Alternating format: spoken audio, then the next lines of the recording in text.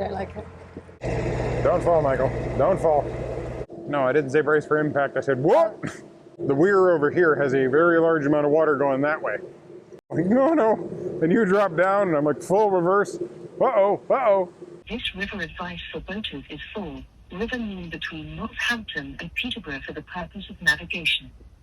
Locks along the river may be closed to navigation. The Environment Agency strongly advises against attempting to navigate on the river. Well, basically, I know there's a strong stream warming in, but we've been, watching the levels in front of us, and everything seems to have dropped back to kind of below where we've traveled through before. And we're keen to get to Northampton sort of as soon as possible. Okay. Yeah, but so nothing upstream of here is going to be reversed or... Yeah, definitely. Yeah. Okay, well, that's great to know. Okay, thank you so much. All right, bye-bye. Okay, so what he says is that basically they do just shut the entire river, and yet he's really aware of the fact that like everybody understands that it goes down in stages, so they shut it until the bottom end at Peterborough is okay. The bottom end at Peterborough right now is not okay. However, where we are and everywhere up, it's not terrible. There may be some stronger stream, there may be some lower headroom in places, but if we feel safe to proceed, then we can. However, the advice is not to. So we're stuck in Wellingborough. This is the second day we've woken up here, and we are walking to the post office to post some maps and some earrings. Unfortunately, Wellingborough post office closed temporarily like 2 years ago. No. It looks like it closed around the time of COVID. That makes sense. And then just never reopened, but it still says temporarily closed on Google. So we're walking to Higham Ferrers, and we've come to this bridge across the river, I assume. This is very close, but we think it's close to traffic, not people. So is this through navigation? Part of it, yeah. And see, this yesterday was still flowing very strongly. So there is some current down there. Yeah, but it's nothing like yesterday. Because yesterday at that bridge you could see it churning. When I got to this bridge yesterday and looked over the side at the water, I decided that you were better off not knowing about it. It really didn't look like something you'd want to be pushing against. Yeah, this is nothing compared to yesterday. This is fine. Still a flow. There's a flow, but like yesterday, this was really rushing. And I mean like 3-4 times this. To the point where down here, because it speeds up through the bridge, right? Down here, it was banking over that way. It looked like it would shove the boat sideways with no problem. There was, big eddies in there. Like here, there's just that little whirlpool. So yeah, like this is that, I wouldn't even be the slightest bit worried about this. So this is the next lock that we need to travel through, and it's actually not a guillotine lock, it's got V-gates on both ends, and they'd reversed it yesterday to try and let some of the water down, and the river was really streaming down that way there, which is where the weir is. So a lot calmer today, although still obviously a flow. I don't know if it would count as fully reversed. Basically the EA truck was sitting there and it looked like they were raising and keeping the paddles up to let more through that way. But yeah, the water levels have definitely dropped from where they were yesterday. So this morning we talked to a representative of the EA over the phone who said that there is a strong stream advisory for the river, but that's how the EA does it. The whole river goes into strong stream or it comes out of strong stream. There's no kind of partial advisories for sections or anything like that, because we were looking at the river gauges overnight and all of the gauges from well below us all the way up to Northampton are well within the normal range. Some of them are even low.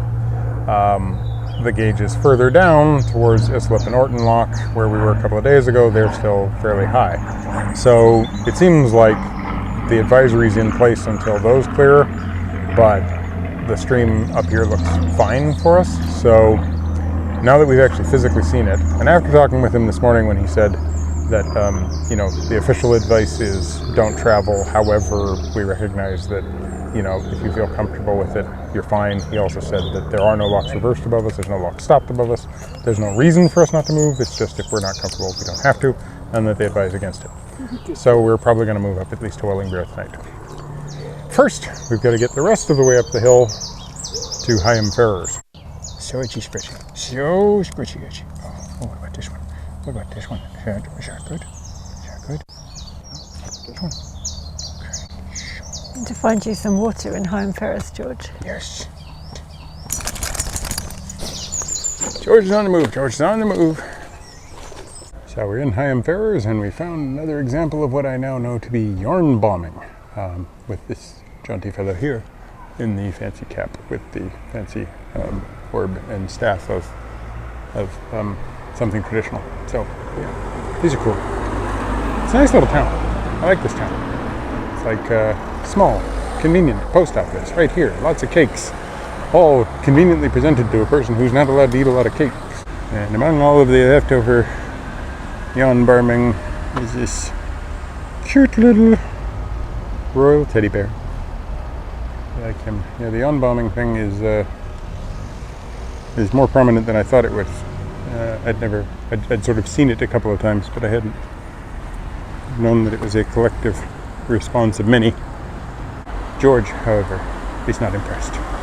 George is just wondering where his ball is. Thanks a lot. Yeah.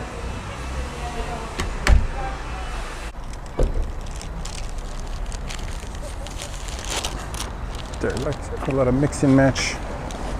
There's some dark chocolate Brazil nuts we can share, and some yogurt covered raisins, and some yogurt covered bananas. There's the market cross of Higham Ferrers, which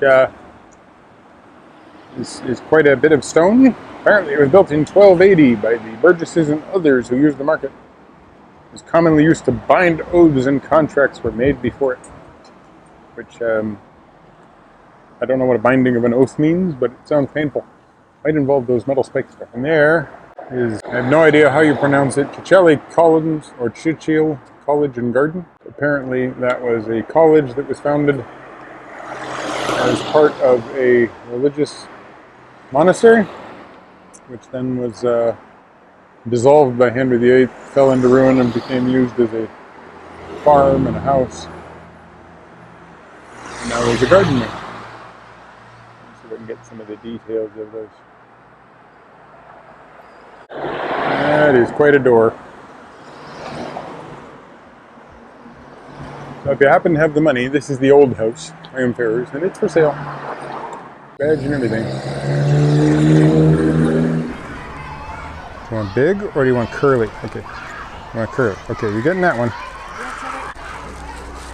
Nice little shop.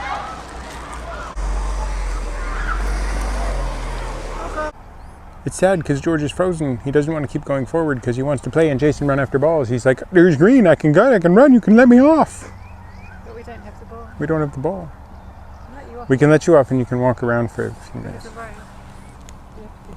We will be vigilant, careful. All right?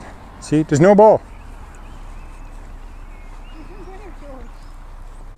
Now I feel really guilty because I have the opportunity to buy one. George. There. Oh.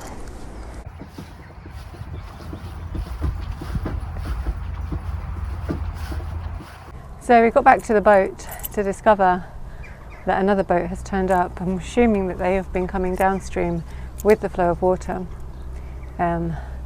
Michael's already decided we're going. So we are going to use the water point, which we think is working, to fill up the boat. Even though there's water at Wellingborough, I thought might as well do it here.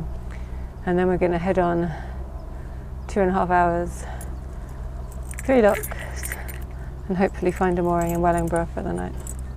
We're off. We decided to go for it, mainly Michael. Wellingborough!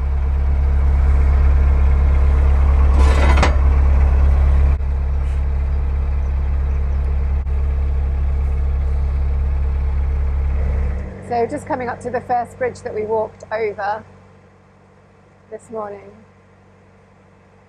It says 2.9 metres height, so we should be fine. It also says to use the largest arch, which is very useful advice. Yeah, considering you'd have to be on a kayak to make it through a couple of the smaller ones, yes. Oh. Little baby birdie on a plank. I'm just going to take it slow and steady. You can see the water coming through it. Yeah.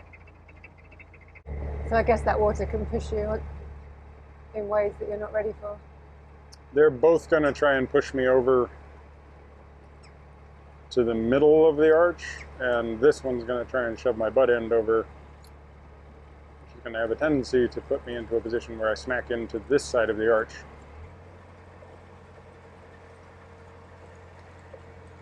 I don't like it. Okay, so I panicked, went into my protective position on the floor. Crouch into crash position, crouch into crash position. And it was fine. Hold it off like a butter, knife through butter, no problem. Not even a hint of a risk. It just looked like the back was swinging towards the far side. Yeah. But the hard part is to remember that the boat turns around its center. Yeah. So as I'm coming over like that, yeah, the rear is coming over fast, but I'm going to be straight faster than you think too. You can see the flow through there. I mean, it's not bad. Okay, this bridge should be no problem. I'm not worried about this one. Yeah. Watch me crank it off the side now.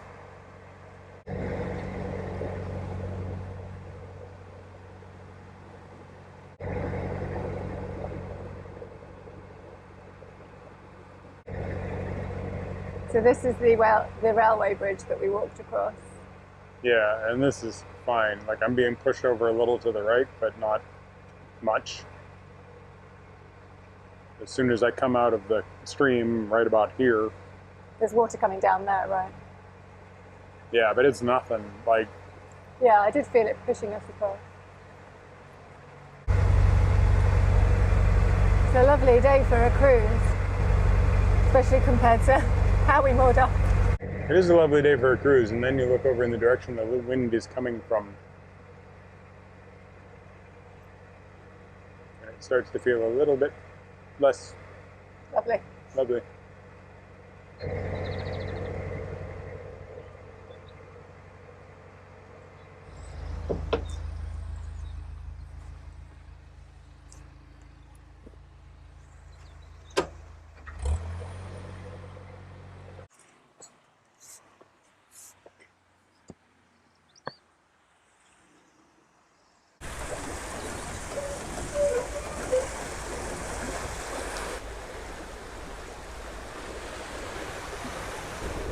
So this is the first lock we've come to on the Nene that's got the V-gates at the top and at the bottom no guillotine.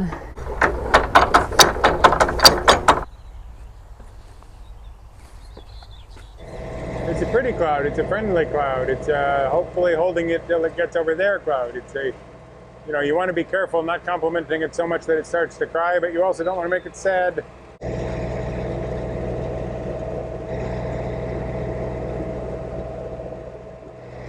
So we're just going past the Higham sewage works. Yeah, Newton smells it. Michael didn't realise, because he doesn't have the map, but he did ask the question. Because suddenly it was like, intense whiff of human beings. And the cloud update is that big black cloud passed us by, but it looks like we're going into like mist ahead. The weather, she is a-changing. Don't fall, Michael. Don't fall. And we're going under a conveyor bridge, which is right next to the sewage works. Which doesn't bode well. Like, what's being conveyed? Yeah, don't leak right now. Suddenly my mood just brightens up when there isn't the, like, so that's what Wellingborough's output of human crap smells like. So this whole area, the river's going through nature reserve, so it's really rather lovely apart from the smell. It was like surrounded by lakes on both sides of the river. Definitely that way. Oh, the smell's back. Downwind again. Really can't wait to get past that smell. I hope that water's not coming down from the sewage work. It could do. Well, it could be. I don't know.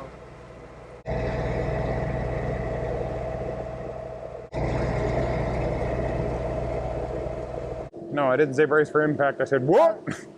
I can't see you because you're backlit. Oh, right. That better? Yeah.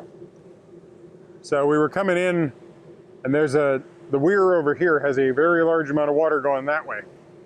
And I'm coming in and I'm pushing and pushing and pushing against it. So we're not moving forward very fast.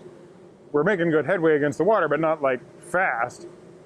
And I angle us over to come up to the landing stage. And all of a sudden, we just passed from the place where the current was to the place where the current wasn't. So it was like if you were running against, I don't know, a headwind or something, and it just stopped. So all of a sudden we just shot forward, and we came into the lock landing like way too hot. I'm like, no, no. And you drop down, and I'm like full reverse. Uh-oh, uh-oh. And we stopped like maybe with the bumper about that far from the stone at the end there. I was like, well, close call. And our bumper's not the best bumper. Any landing you can swim away from. And this is the lock with the radial gate.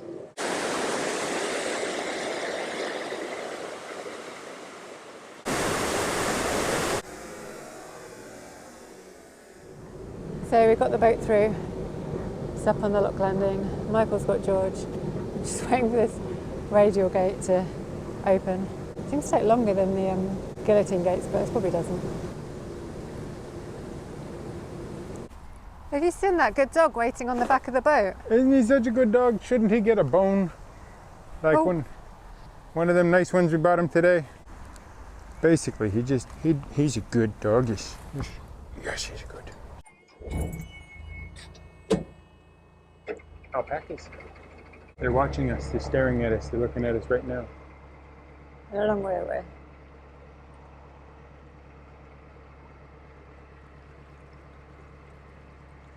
Oh, this dog. They're curious animals. And I'm very interested in you. Can I spit on you?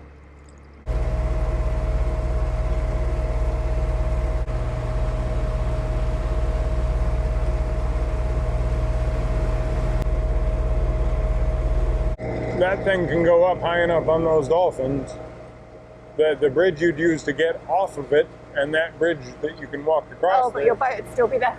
Yeah. Yeah, those dolphins are quite high. Apocalyptic is top of those things.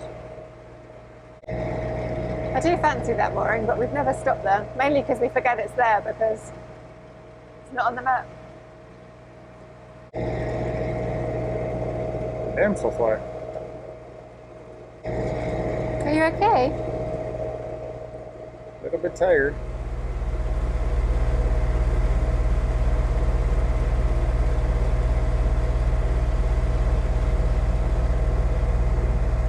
That lock is shallow enough that you could just drive in.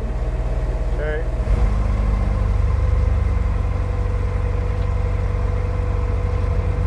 Okay, how do you want to do this? Just lift him out and let him run. Okay. Ready? Come here. Come here. Oh, who's your good puppies? Up here, up there, like that. Yes. That lock was shallow enough that we could just get off in the lock. Well, George got a little lift. I had to do it on my own. Now we're just going to find somewhere to put George. Sadly, there's nowhere in the shade. It's a hot day today. And we need to get that fur clipped, George. Come on, you can go here. Maybe a shallow lock, but it's quite fierce. There's quite a pretty weir here. And I was just thinking it would be nice to see it when the water's high. So this lock says you can leave either gates open. So we can get on in the lock. On the boat, George! On the boat!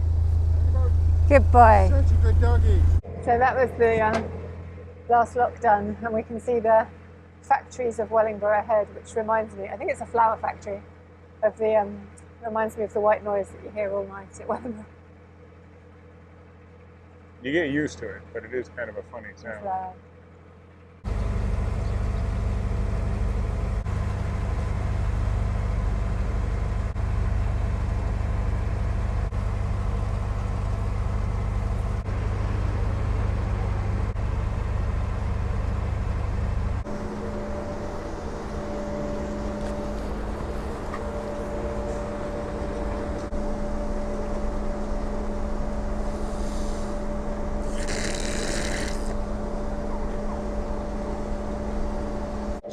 Look, now we're going to record.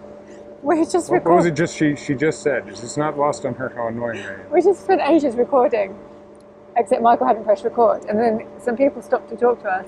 So Michael recorded all of that with the camera pointing at the floor. Yeah. But hey, we got some sound of prattling on about all sorts of things. Anyway, all we were talking about is we've made it to Wellingborough. We're going to stay here for Some amount of time. Michael wants to go tomorrow. I'd like to stay for a day. I'm so tired. Yeah. I don't mind staying for a day, but I just want to make up time. Mainly it's because Nottingham is a place where I know I can get, like, Northampton. Nottingham. Northampton's the place where I know I can get tofu and vegetables and stuff. That's true, I get it. It's not like just See, chain restaurants. Or chain groceries. And the swan coming past. Yes. With apparently a mustache of some sort in her nostril. Or his nostril, I don't really know. We've got 2 weeks to get to Quick, and it's like we could do it in 3 days if we had to. What is causing that wacky flare? There we go. Nope. That'd be the sun. Yep. We're just aimed into flare zone. Yeah. So we've arrived. We've moored up. We've tried not to get in the middle of a swan war because there's a lot of swans here. There was a mother and her child feeding some swans a piece of bread, and then one of the piece of bread was large enough that the swan was just wiggling it and throwing it around and trying to keep it away from the other swans, which meant they were all crowding around George. And we're outside the flower factory. Yeah, which you can hear. It's right over there, great big thing. And I was waffling on about how there's a perverse incentive. The flower factory has figured it out. That if they make flour, Tesco gets the loaves get sold to people who bring them out here to feed the swans. The swans digest everything, bringing up the demand for flour. Everybody benefits except for the people who buy the flour and put it into the swans. Well, I guess they benefit in some ways. Anyway. I mean, I say this, I'm probably going to get some duck food out. My arm is killing me. I'm tired. All right, that's the end of the video. Yes, thanks for being here while we're losing our minds. Especially me. It's all gone.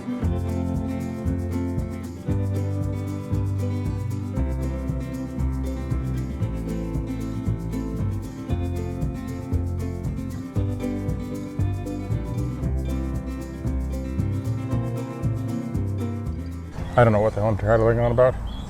Welcome to my life. Fuck Donald Trump.